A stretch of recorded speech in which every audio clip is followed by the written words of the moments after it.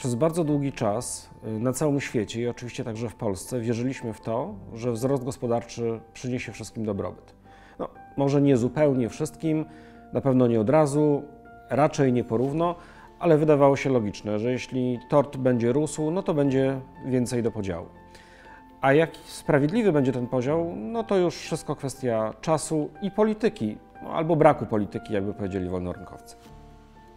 Niestety, coraz więcej ludzi, coraz więcej i nierówniej produkuje i konsumuje. Rosną nierówności, a jednocześnie przestaje wystarczać planety. Zatruwamy rzeki i łąki, wypuszczamy chemikalia do środowiska, zamieniamy lasy i łąki na pastwiska. Ziemia nie ma kiedy odpocząć. Tego tortu, którego miało być więcej, nie będzie starczało. Grożą nam wojny o kurczące się zasoby. W tych warunkach kompromis pod tytułem "będziemy mieć większy dobrobyt kosztem środowiska" dawno przestał się spinać. Raz, że to bogaci szkodzą środowisku najbardziej, cierpią najmniej, z biednymi jest odwrotnie, a dwa, że to wszystko wymyka się spod kontroli.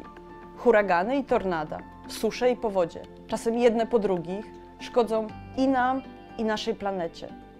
Brakuje słodkiej wody. Wymierają gatunki roślin i zwierząt. Obserwujemy kryzysy żywnościowe, zaraz po nich migracje i wojnę o zasoby. Tego tortu nie da się piec w ten sposób. On będzie się kurczył zamiast rosnąć, a ziemianie będą się zabijać o coraz mniejsze jego kawałki. Brytyjska ekonomistka Kate Raworth ma na to odpowiedź i receptę. Zamiast tortu pieczmy obwarzanek. A konkretnie to donata, czyli pączka z dziurką. Naprawdę jednak istotny jest w tej metaforze kształt, a obwarzanek po polsku brzmi zwyczajnie zgrabniej. Narysowany obwarzanek składa się z dwóch okręgów.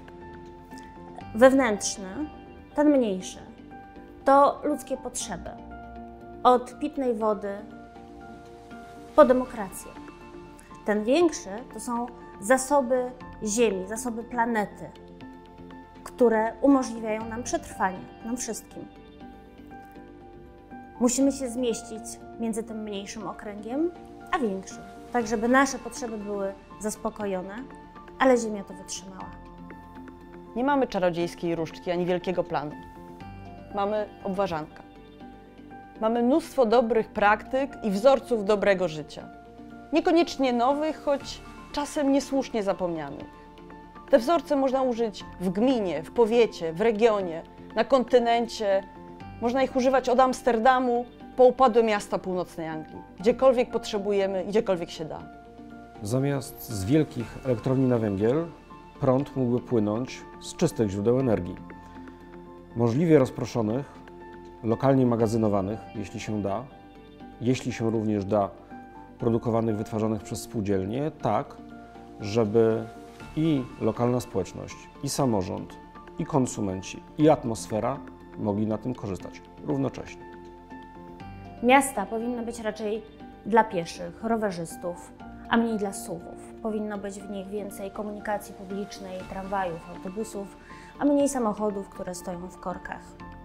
Miasta powinny być też przyjaźniejsze dla mieszkańców, bardziej zielone, mniej zabetonowane oraz takie, w których każdego będzie stać na mieszkanie i na dostęp do usług publicznych, do lekarza, do szkoły, które będą znajdowały się w zasięgu spaceru.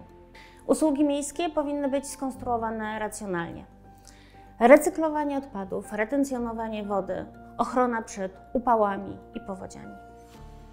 Ważne są dostępne kolej i autobusy, zamiast stojących w korkach samochodów. Wszystko to w imię czystszej atmosfery, mniejszego stresu, prawdziwej wolności przemieszczania się do domu, pracy, do szkoły, do lekarza, na wycieczkę do lasu. Obwarzanek to nie jest doktryna ekonomiczna, lecz pewien sposób myślenia, pewien rodzaj wyobraźni, pewna metafora. Nie chodzi w nim koniecznie o to, że PKB musi natychmiast przestać rosnąć.